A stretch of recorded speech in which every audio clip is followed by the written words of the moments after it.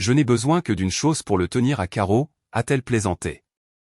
J'ai donc pris cette seule chose, sans dire un mot. C'est à ce moment-là qu'elle a compris le peu de pouvoir qu'elle avait réellement.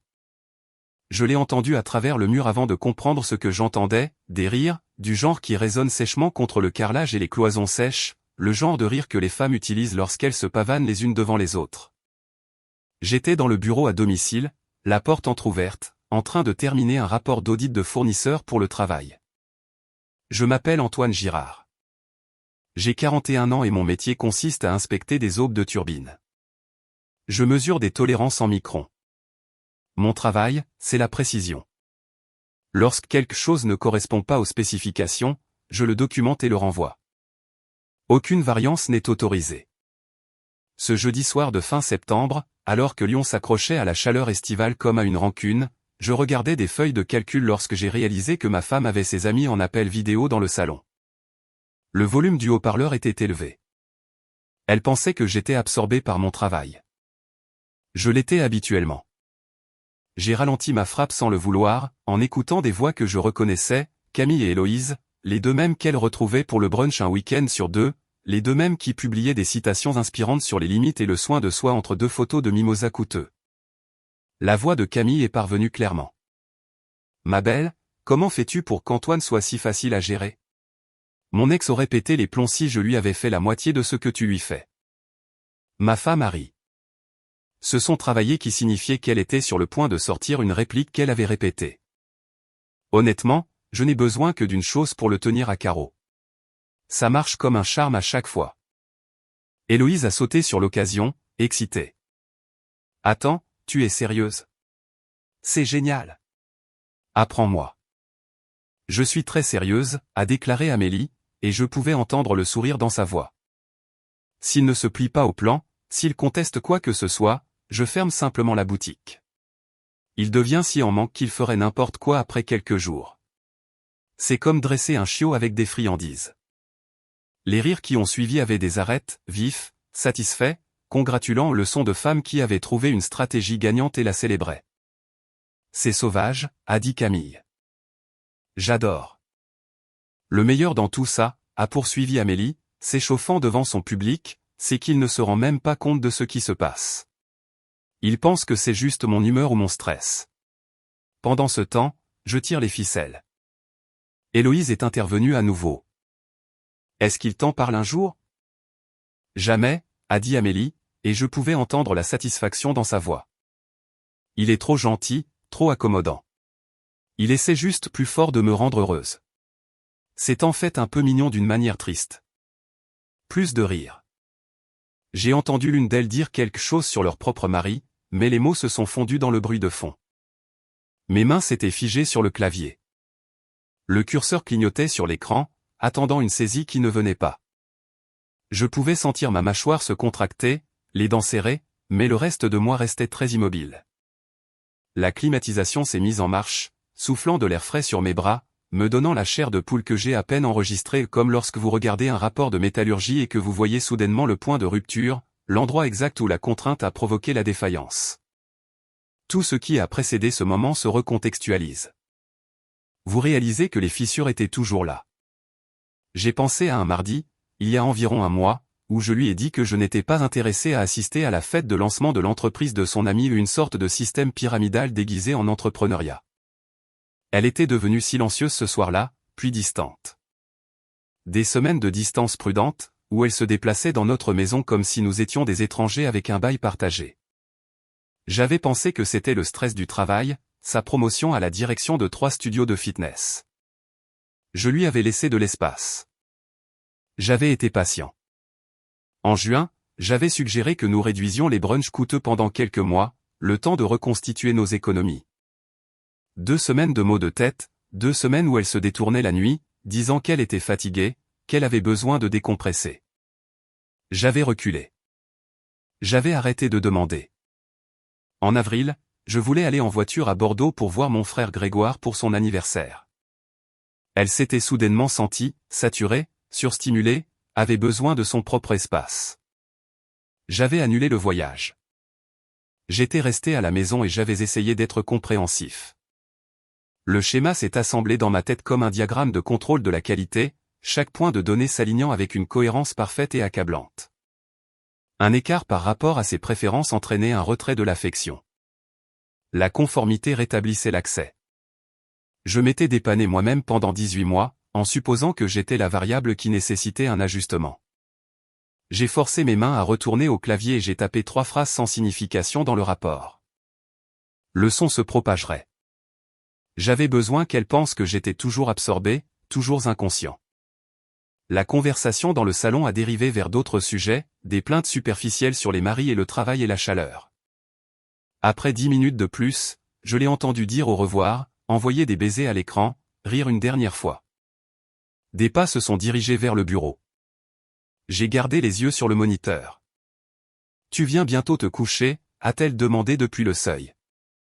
Sa voix avait cette douceur de fin de soirée, le ton qu'elle utilisait quand tout allait bien entre nous. « Ouais », ai-je dit, sans lever les yeux. « Je termine. » Elle a traversé la petite pièce et m'a embrassé le haut de la tête. Je pouvais sentir son shampoing, quelque chose de cher qu'elle avait acheté avec un code de réduction d'une influenceuse qu'elle suivait. « Ne reste pas debout trop tard », a-t-elle dit, et elle est partie. J'ai écouté ses pas dans les escaliers. J'ai écouté l'eau couler dans la salle de bain. J'ai écouté la maison s'installer dans ses bruits nocturnes, le cycle du climatiseur, le bourdonnement ambiant d'un quartier plein de gens vivant leur vie séparée et contenue. Puis je me suis assis dans mon fauteuil et j'ai laissé le silence remplir l'espace autour de moi. L'information est nette. Elle demande une action, pas une réaction. J'avais passé ma carrière à identifier les points de défaillance et les systèmes. C'était une défaillance du système, non pas dans le mariage lui-même, mais dans les hypothèses de fonctionnement. Je faisais des diagnostics sur le mauvais composant. J'ai éteint mon ordinateur portable et la lampe de bureau. Le lampadaire extérieur projetait des barres de lumière pâle à travers les stores, rayant le mur de lignes nettes. Je suis monté à l'étage. Amélie était déjà au lit, me tournant le dos, la couette remontée jusqu'à l'épaule. Je me suis changé en t-shirt et short, je me suis brossé les dents, j'ai mis mon réveil à 5h30. Quand je me suis allongé, j'ai regardé le plafond et j'ai repassé les données, non pas avec colère. La colère aurait été plus facile, m'aurait donné quelque chose à faire avec cette énergie. C'était plus froid, plus mécanique. La métaphore de l'aube de turbine revenait sans cesse. Vous mettez le composant sous un microscope et vous voyez les fissures capillaires, les micro-fissures qui étaient invisibles à l'œil nu, mais absolument présentes, absolument structurelles. Elles avaient été là tout le temps. Il fallait juste le bon grossissement pour les voir. Elle avait manipulé l'intimité comme une variable dans une équation, la retenant pour modeler le comportement, et je m'étais accommodé. Je m'étais contorsionné, essayant de répondre à des spécifications tacites et en constante évolution, sans jamais réaliser que la spécification elle-même était conçue pour être hors de portée. C'est ainsi que vous gardez quelqu'un en déséquilibre. Vous déplacez la cible. Vous leur faites croire que le problème est leur visée. J'ai parcouru ma liste de contrôle mental de ce qui devait changer. Premièrement, cesser de rechercher l'intimité physique. La laisser initier, mais seulement si cela venait sans conditions attachées. Deuxièmement, cesser de réorganiser ma vie autour de ses humeurs. Mes projets comptaient tout autant. Troisièmement, cesser de me défendre lorsqu'elle fabriquait un conflit. Le conflit était le but, pas la résolution. Quatrièmement, maintenir toutes les responsabilités normales du partenariat. Je n'abandonnais pas le mariage, je refusais de participer à la manipulation. Cinquièmement, être gentil, être présent, être inébranlable. La décision s'est formée sans drame. Je supprimerai la variable qu'elle exploitait. Je cesserai de poursuivre ce qui était utilisé comme un mécanisme de dressage. Plus de poursuites, plus de demandes, plus de démonstrations de besoin pour ce qu'elle avait transformé en monnaie d'échange. Je ne l'annoncerai pas. Je ne la confronterai pas à ce que j'avais entendu. J'arrêterai simplement de jouer à un jeu auquel je ne savais pas que je jouais. La laisser initier si elle le voulait. La laisser tendre la main, mais je ne poursuivrai pas. Et je récupérerai les parties de ma vie que j'avais négociées en échange de rations d'affection qui n'arrivaient que lorsque je me comportais correctement. Quelque part après minuit, j'ai entendu sa respiration passer à un rythme plus profond de sommeil. Je me suis tourné sur le côté et j'ai regardé les lumières de la rue tracer lentement des bandes sur le mur du fond alors qu'une voiture passait à l'extérieur. J'ai pensé à quelque chose que mon père m'avait dit quand il m'avait appris à conduire sur des routes verglacées près de Grenoble pendant une pause hivernale de Centrale Lyon. Ne surcorrige pas, avait-il dit. Vise où tu veux aller et maintiens le cap. C'est ce que je ferai. Le vendredi matin, la maison sentait le café et l'air recyclé qui provient du fonctionnement de la climatisation toute la nuit contre la chaleur de Lyon. Je suis descendu avant qu'Amélie ne se lève, j'ai versé une tasse de la cafetière que j'avais préparée noire comme toujours dans le même thermos que j'utilisais depuis 12 ans. J'ai mis mes bottes de travail près de la porte du garage et j'ai préparé mon déjeuner. Routine, stable. Elle est descendue 20 minutes plus tard, déjà habillée, les cheveux encore humides de la douche. Elle portait une de ses tenues, le genre qu'elle portait quand elle voulait de l'attention, quand elle me préparait à quelque chose, moulante, délibérée. Elle s'est approchée en tendant la main vers une tasse, son bras frôlant le mien. L'ancienne version de moi aurait réagi, l'aurait serré contre moi, aurait dit quelque chose sur sa beauté, aurait posé mes mains sur sa taille, aurait commencé la journée avec le genre d'affection qui signalait que j'étais disponible, que j'attendais, que j'étais à elle pour la prise, si elle décidait de donner le signal. Je lui ai souri. Tu es superbe, ai-je dit, en le pensant. Puis je l'ai embrassée sur la joue, j'ai pris mon thermos et mes clés, et je suis parti. J'ai surpris la micro-expression avant de me détourner. De la confusion, juste un éclair, un bref recalcul derrière ses yeux. Elle avait posé l'appât, et j'étais passé devant sans mordre. Dans le camion, j'ai pris une note mentale, premier test réussi. Le week-end est arrivé avec le poids habituel de Lyon, une chaleur qui donnait l'impression de respirer à travers un tissu humide. Samedi matin, Amélie est entrée dans la cuisine alors que je regardais les prévisions météorologiques sur mon téléphone, en train de planifier. Alors, j'ai dit à Camille que nous viendrions à la soirée jeu ce soir, a-t-elle dit en se servant du café. Juste un truc de couple. Ça devrait être amusant.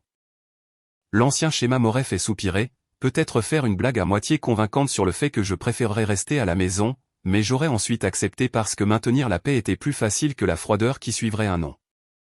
J'ai des projets, ai-je dit, sans lever les yeux de mon téléphone. Mais tu devrais y aller. Elle a posé la cafetière avec un peu plus de force que nécessaire.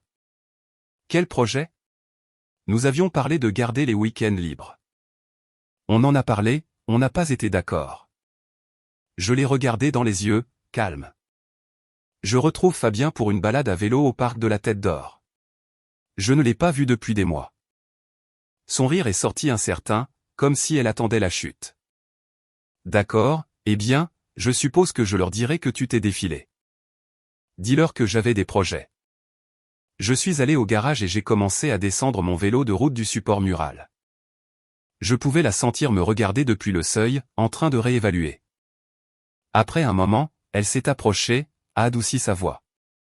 Tu as été si occupé dernièrement, a-t-elle dit, la main sur mon épaule. Je pensais que nous pourrions passer un peu de temps en couple. Une soirée jeu chez Camille n'est pas un moment en couple, ai-je dit en vérifiant la pression des pneus. C'est un moment de représentation. Qu'est-ce que ça veut dire ? Ça veut dire amuse-toi bien ce soir. Je l'ai regardé, j'ai souri. Je serai de retour vers 18h. La main a quitté mon épaule. Elle a étudié mon visage, cherchant quelque chose. Quoi que ce fût, elle ne l'a pas trouvé. Très bien, a-t-elle dit, et elle est retournée à l'intérieur. J'ai retrouvé Fabien au parc juste après 9h. La matinée était déjà chaude, le parc reflétant le ciel en gris vert plat. Les sentiers étaient bondés de cyclistes et de joggeurs du week-end, des gens profitant des heures plus fraîches du matin avant que la vraie chaleur ne s'installe. Nous avons parcouru les sentiers sans beaucoup parler, à la manière des hommes qui sont à l'aise ensemble. Fabien et moi avions travaillé ensemble pendant 6 ans, même service d'assurance qualité, même approche méthodique des problèmes. Il n'a pas demandé pourquoi j'avais soudainement appelé après des mois de silence radio. Il s'est simplement présenté. Le rythme du pédalage, la concentration requise pour naviguer sur le sentier, l'effort physique, tout cela a créé de l'espace dans ma tête. Un espace que je n'avais pas eu depuis des mois. J'ai réalisé combien de temps j'avais passé en boucle mentale, à essayer de décoder les humeurs d'Amélie, à essayer d'anticiper ce qui déclencherait son retrait, à essayer d'être la version de moi-même qui mériterait sa chaleur. Après 1 heure, nous nous sommes arrêtés pour boire de l'eau près du pont. Le bayou coulait lentement sous nous, emportant des feuilles et des débris en aval. Fabien a étiré son dos et a plissé les yeux vers le sentier devant lui. « Content de te voir, mec », a-t-il dit en buvant une longue gorgée de sa bouteille d'eau. « Ouais », ai-je dit. « J'aurais dû faire ça plus tôt. » Il a hoché la tête, regardant un kayakiste passer en dessous de nous. « La vie est bien remplie. » C'est vrai. J'ai fait tourner mes épaules, sentant la bonne douleur des muscles utilisés. Occupé par les mauvaises choses parfois. Fabien m'a regardé alors, un rapide coup d'œil évaluateur. Il n'a pas insisté, a juste hoché la tête à nouveau. Eh bien, nous le faisons maintenant. C'était suffisant. Nous avons fait une autre boucle avant de retourner à nos voitures. En nous séparant, Fabien m'a tapé sur l'épaule et a dit qu'il me verrait au travail lundi. Pas de questions, pas de sondage, juste de la présence. Cela comptait plus qu'il ne le savait. Amélie est allée à la soirée jeu sans moi. Elle est rentrée tard, après 23 heures, et s'est déplacée dans la maison avec juste assez de bruit pour s'assurer que je savais qu'elle était de retour. J'étais au lit en train de lire un livre que j'avais commencé il y a 2 mois et que je voulais toujours finir. Elle s'est préparée pour le lit en silence, s'est glissée sous les couvertures sans un mot et m'a tourné le dos. L'ancien moi aurait senti le froid qui émanait d'elle et aurait essayé de réparer les choses. J'aurais tendu la main, demandé si elle allait bien, offert une sorte de traité de paix. Le nouveau moi a laissé le silence être ce qu'il était. Que vous apportiez une veste ou non, l'air n'a pas son mot à dire sur vos projets. J'ai terminé un autre chapitre et j'ai éteint la lumière. La lumière de la rue à travers les stores dessinait le même motif au plafond. J'ai bien dormi. Mardi a apporté le premier véritable point de pression. J'avais un dîner avec un fournisseur auquel je m'étais engagé la semaine précédente, une de ces réunions nécessaires où l'on établit des relations autour d'un steak médiocre et où l'on contourne les problèmes avant de les résoudre. J'en ai parlé à Amélie dimanche. Mardi après-midi, elle m'a envoyé un texto, cet événement de tableau de visualisation au studio ce soir. Je veux vraiment que tu sois là. Ce serait bien pour nous. Je l'ai appelé pendant ma pause déjeuner. Je ne peux pas venir, ai-je dit. Dîner avec un fournisseur. Je te l'ai dit dimanche. Tu pourrais annuler, a-t-elle dit, cette légèreté étudiée dans sa voix. Ils comprendraient. Je ne leur demande pas de comprendre mon annulation. J'ai confirmé il y a des jours, donc le travail passe en premier. Ce soir, c'est le cas, j'ai gardé ma voix égale. Demain, peut-être pas. Elle a raccroché sans dire au revoir. Le dîner s'est bien passé. J'ai parlé de tolérance et de délai avec un responsable des achats qui comprenait réellement la complexité de la certification aérospatiale. Je suis rentré vers 22 heures. Amélie était déjà au lit, tournée vers le mur du fond, une forme sous la couette qui n'accusait pas réception de mon arrivée. J'ai pris une douche, j'ai mis mon réveil, j'ai lu un autre chapitre. Le silence n'était plus une punition. C'était juste l'espace entre 2 personnes qui n'avaient pas encore trouvé comment se parler honnêtement. Le jeudi, je pouvais sentir le schéma changer sous nous comme la répartition du poids sur une remorque. Trop de poids sur un essieu, vous l'usez. Déplacez-le vers l'avant, vous perdez de la traction. Déplacez-le vers l'arrière, vous faites une embardée. Nous faisions des embardées depuis 18 mois.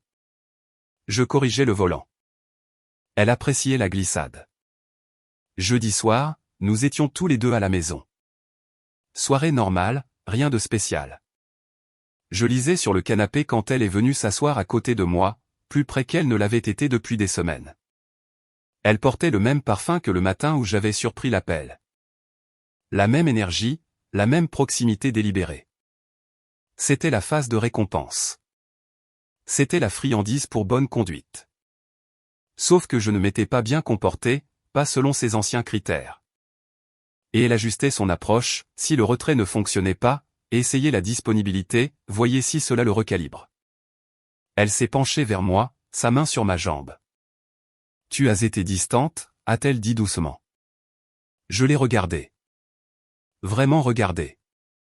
Il y avait quelque chose d'authentique sur son visage sous la tactique. De la confusion, peut-être. Une réelle incertitude quant à la raison pour laquelle l'ancien scénario ne fonctionnait pas. Je suis juste là, ai-je dit. Tu sais ce que je veux dire. Je sais exactement ce que tu veux dire. J'ai couvert sa main avec la mienne, je l'ai tenue un instant, puis je me suis levé. Tu veux regarder ce documentaire? Celui sur l'homme dont tu as parlé?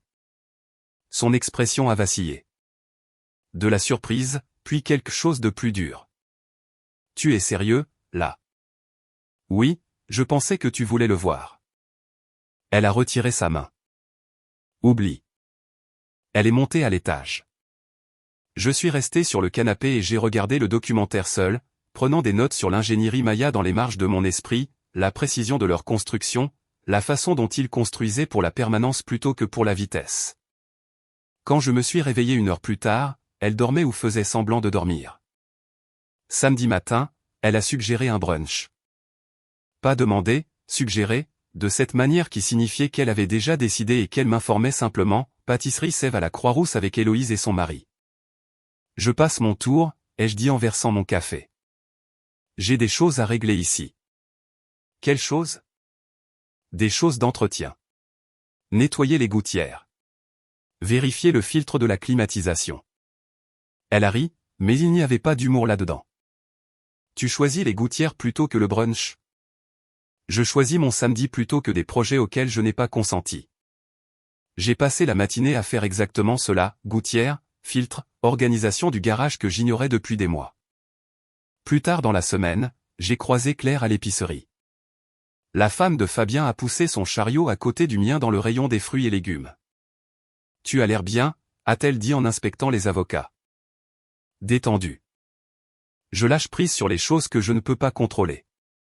Elle a hoché la tête, a choisi 3 avocats et les a mis dans son chariot. Continue à faire ce que tu fais. Elle ne l'a pas dit directement, mais j'ai compris à son ton qu'elle avait été au brunch, qu'elle avait vu Amélie faire des blagues sur le fait que j'étais dans une phase, que j'étais distant, le genre de performance conçue pour la faire paraître patiente et moi difficile. Le commentaire m'est resté en tête, une validation externe que le changement était visible, que je n'imaginais pas le changement. À la mi-octobre, les tests se sont accélérés. Amélie a essayé la culpabilité, présentant sa distance comme quelque chose que je causais. Elle a essayé de faire une offre soudaine de temps de qualité, en réservant un week-end à l'hôtel Intercontinental sans me demander si j'étais libre. Quand je lui ai dit que je n'étais pas prêt pour une escapade d'un week-end, qu'une chambre d'hôtel ne réparerait pas ce qui se cachait en dessous, elle l'avait annulé et m'avait donné 3 jours de silence si froid que j'aurais pu y conserver de la viande. Le silence ne me dérangeait plus. J'ai utilisé ce temps. Je me suis inscrit au groupe de natation des maîtres à la piscine du Rhône le mercredi matin à 6 heures. J'ai programmé mon examen physique, celui que je repoussais depuis 2 ans. J'ai appelé Grégoire, mon frère à Bordeaux, et nous avons parlé pendant 1 heure de rien d'important et de tout ce qui comptait.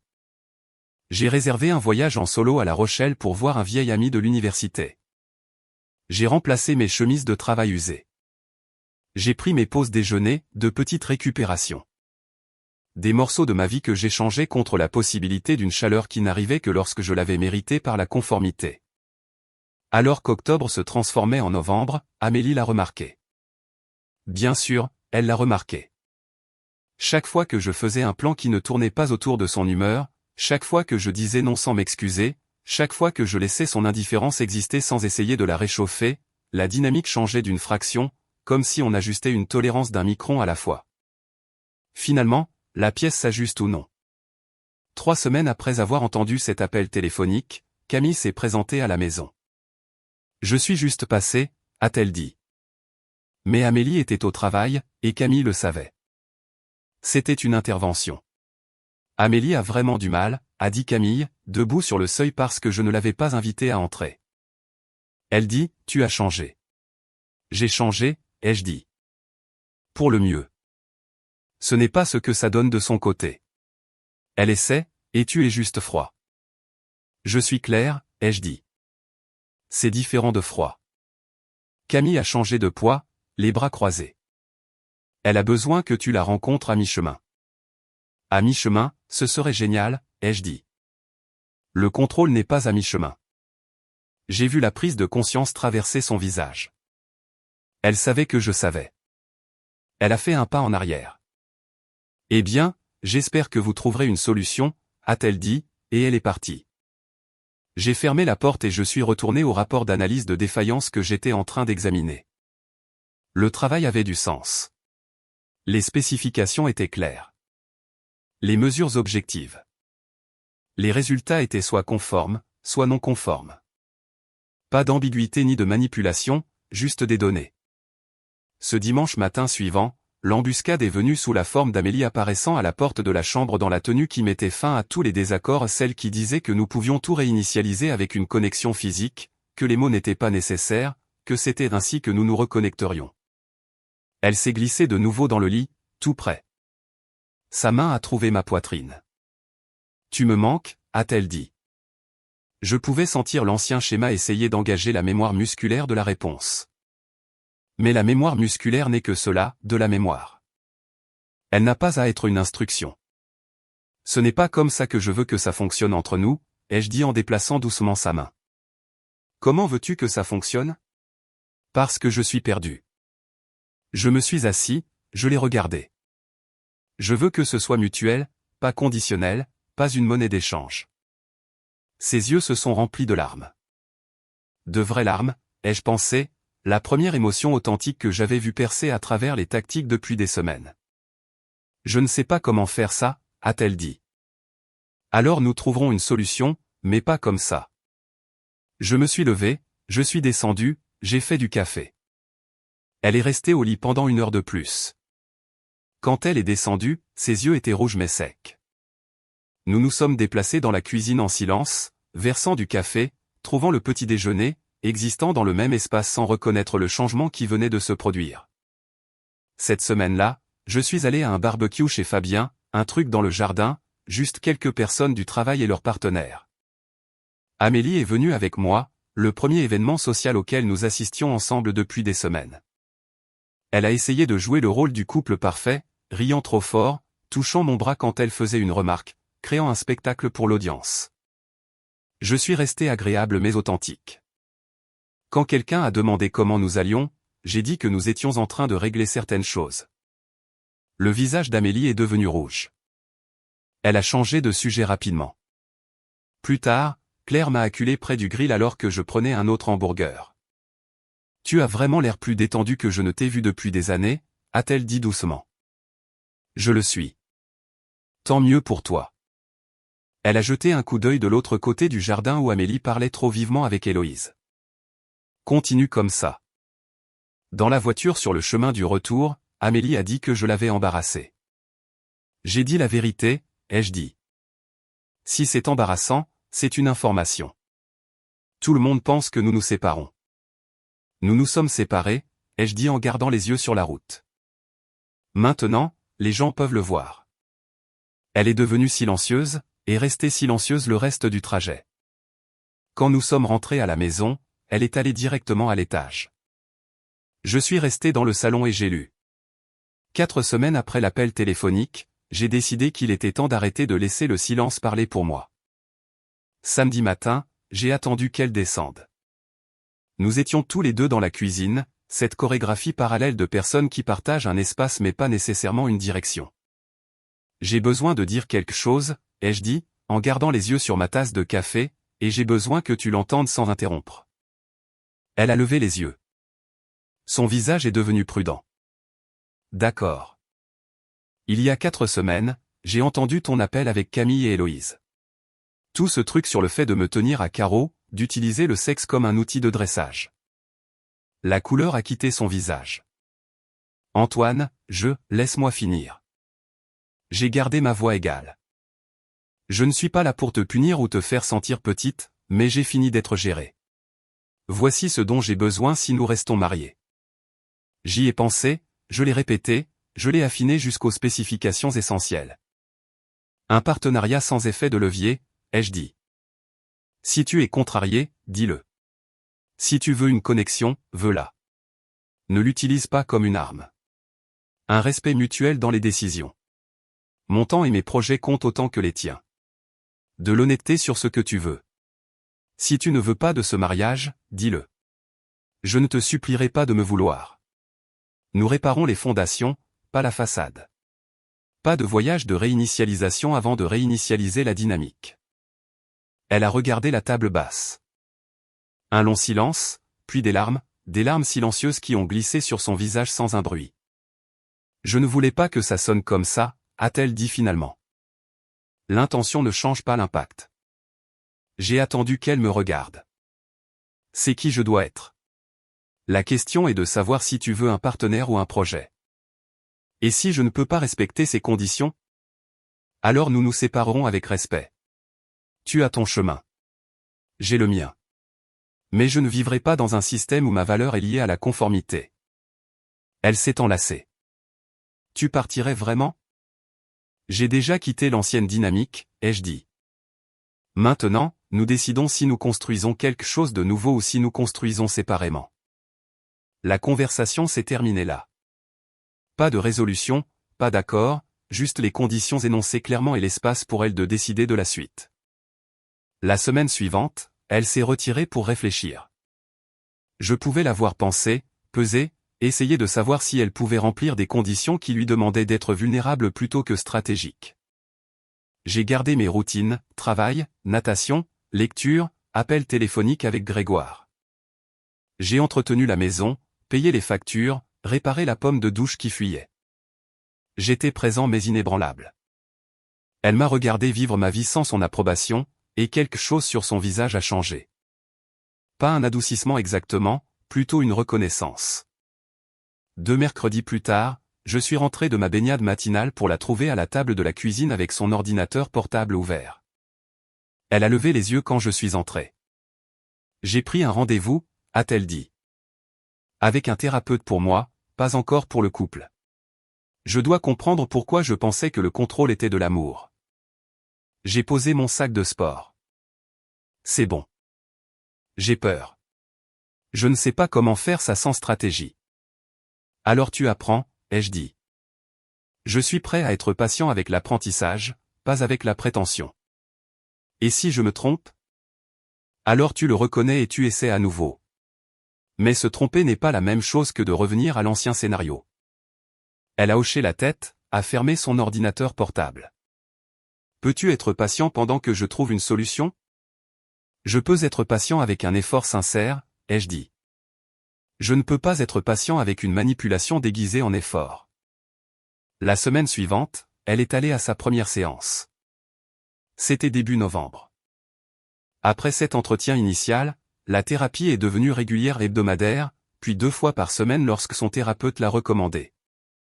Amélie rentrait de ses séances l'air épuisée, comme si elle avait fait un travail physique intense, ce qui, d'une certaine manière, était le cas, l'excavation émotionnelle est épuisante. Elle m'a raconté des bribes, pas tout, mais assez. Son thérapeute lui avait demandé de remonter à la source de son apprentissage que le contrôle équivalait à la sécurité. Ils avaient parlé de sa mère qui avait été accommodante au point de s'effacer, qui s'était perdue en essayant de rendre tout le monde heureux. Amélie avait juré qu'elle ne serait jamais comme ça.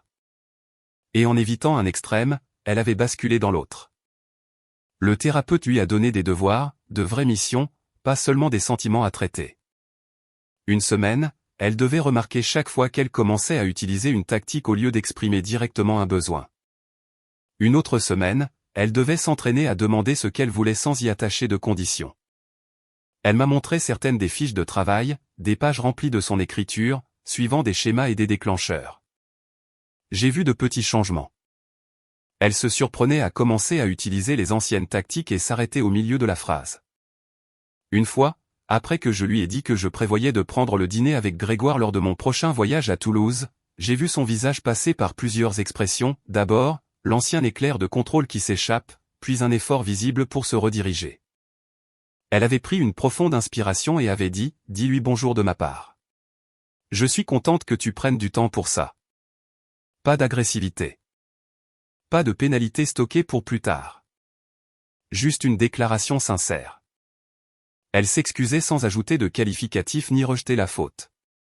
Je suis désolée d'avoir traité notre mariage comme un jeu que je devais gagner, a-t-elle dit un soir, sans préambule, simplement en s'asseyant à la table de la cuisine où je lisais. C'était mal. Tu méritais mieux. Elle me demandait directement mes projets au lieu de supposer qu'elle pouvait les annuler. Qu'est-ce que tu penses pour samedi, au lieu de « je nous ai inscrits à ce truc samedi ». Elle a cessé de consulter le podcast et son groupe d'amis pour des stratégies relationnelles. Je l'ai remarqué parce que les phrases ont changé. Elle a cessé de parler de limites quand elle voulait dire contrôle. A cessé de présenter la manipulation comme un pouvoir féminin. Les changements étaient comportementaux, pas performatifs. Cela importait. Début décembre, on m'a proposé un projet qui m'emmènerait à Toulouse pendant 2 semaines à la mi-janvier. Bonne opportunité, travail stimulant. J'en ai parlé à Amélie pendant le dîner. L'ancienne version d'elle en aurait fait une affaire d'abandon, aurait créé une crise qui m'obligerait à rester ou me punirait de partir. Cette version a levé les yeux de son assiette et a dit, c'est excitant. Tu vas me manquer, mais c'est une excellente opportunité. J'ai attendu le piège, la clause, la manière subtile dont elle me ferait payer le choix du travail plutôt que sa proximité. Pas de piège, a-t-elle dit, voyant mon visage. C'est juste que tu vas vraiment me manquer. Est-ce que c'est permis? Ouais, ai-je dit. C'est permis. Petit moment, changement massif. À peu près à la même époque, Amélie a rencontré Camille pour un café. Je ne l'ai su que parce qu'elle me l'a dit après. Camille avait demandé si j'étais revenu à la normale. Amélie lui avait dit que je n'avais jamais été le problème, qu'elle m'avait traité comme un jeu à gagner. Camille avait apparemment été mal à l'aise, avait essayé de le présenter comme simplement fixer des limites. Amélie avait dit non. C'était de la manipulation, et il y avait une différence. Leur amitié s'est refroidie après ça. Amélie n'a pas semblé dérangée. Fin décembre a apporté le genre de fraîcheur que Lyon appelle l'hiver, les années 60 pendant la journée, les années 50 la nuit. Un soulagement relatif.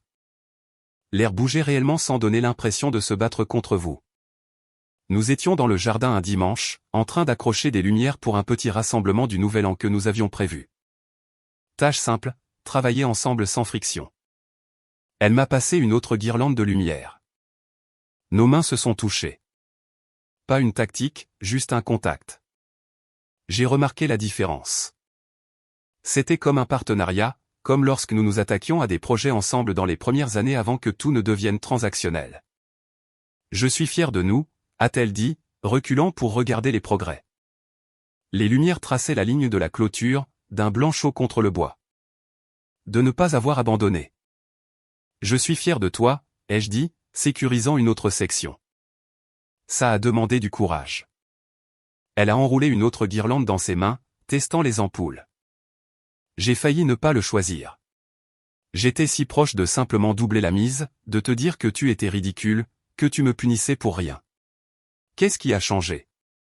Elle est restée silencieuse un moment, se concentrant sur le démêlage du fil.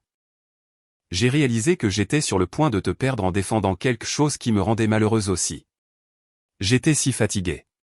Fatigué de compter les points, fatigué d'élaborer des stratégies, fatigué de me demander si je maintenais suffisamment de contrôle pour me sentir en sécurité.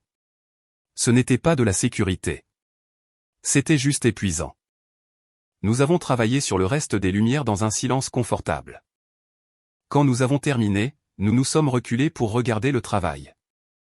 Les lumières formaient un périmètre net, éclairant le petit jardin que nous avions négligé pendant trop longtemps. Elle s'est appuyée contre moi, pas comme une séduction, juste fatiguée. J'ai passé un bras autour de ses épaules.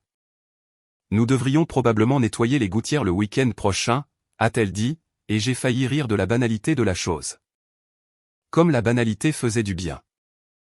Ouais, ai-je dit. On devrait probablement. Simple, durement gagné.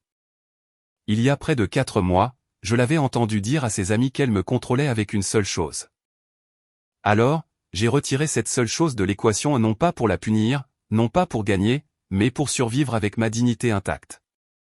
Elle aurait pu choisir le jeu plutôt que le mariage. Au lieu de cela, elle a choisi le travail difficile de devenir quelqu'un qui n'avait pas besoin de jouer à des jeux. Nous ne sommes pas réparés. Nous ne sommes pas le couple qui publie sur le fait de travailler sur soi, avec des filtres de coucher de soleil et des citations inspirantes. Nous sommes 2 personnes qui ont failli détruire quelque chose de réel et ont décidé de le reconstruire sur un terrain honnête. Ce n'est pas romantique. C'est durable. Les lumières brillaient contre la clôture alors que le soleil se couchait. Elle a attrapé ma main, a entrelacé ses doigts dans les miens. Pas d'arrière-pensée, juste l'intimité ordinaire de deux personnes qui s'étaient choisies à nouveau, cette fois avec des conditions plus claires. Merci, a-t-elle dit doucement. Pourquoi? De ne pas être parti quand tu aurais pu. J'ai pensé aux annonces d'appartements que j'avais sauvegardées, aux calculs mentaux pour partager les meubles et faire suivre le courrier. La réalité que j'avais gardé cette option en vie parce qu'elle me rendait honnête. La rendait honnête aussi. Je suis parti, ai-je dit. C'est pour ça que j'ai pu rester. Elle m'a regardé, la compréhension s'installant dans ses yeux. Nous sommes entrés alors que la soirée se rafraîchissait. Nous avons préparé le dîner ensemble, des pâtes simples et une salade. Nous avons mangé à la table de la cuisine avec les lumières que nous avions accrochées visibles par la fenêtre. Nous avons parlé de la semaine à venir, la visite de sa sœur prévue pour après le Nouvel An, mon projet à Toulouse qui commencerait à la mi-janvier. Une conversation normale, pas de test, pas de tactique, juste deux personnes naviguant dans leur vie commune avec quelque chose qui s'approche d'un partenariat. Plus tard, alors que je nettoyais la vaisselle, elle est venue derrière moi et a posé sa tête contre mon dos. N'initiant rien, juste présente. Je me suis retourné et je l'ai serrée contre moi. Elle s'est blottie contre moi comme elle le faisait dans les premières années, lorsque le contact était une connexion au lieu d'une monnaie d'échange. C'est mieux, a-t-elle dit dans ma poitrine. Ouais, ai-je dit. Ça l'est. Nous sommes restés là, dans la cuisine, pendant que le lave-vaisselle bourdonnait et que les lumières extérieures projetaient une douce lueur à travers la fenêtre. Un moment ordinaire, mais un moment ordinaire construit sur une base de respect au lieu de manipulation semblait extraordinaire. Je ne sais pas comment notre histoire est perçue par les autres. Je sais comment elle est perçue par moi. Le levier qu'elle pensait me contrôler est devenu de la ferraille au moment où j'ai cessé de tendre la main vers ce qui était rationné à sa place. Deux personnes qui ont finalement appris que l'amour n'est pas un levier. C'est le choix que l'on fait quand personne ne compte les points. Et si cela change un jour, si l'ancien jeu essaie de revenir avec une nouvelle couche de peinture, je ne négocierai pas avec lui. Je n'organiserai pas d'intervention ni ne supplierai pour de la décence. Je lui souhaiterai bonne chance, je lui remettrai ce qui lui appartient et je partirai avec mon nom, ma paix et ma clarté intactes.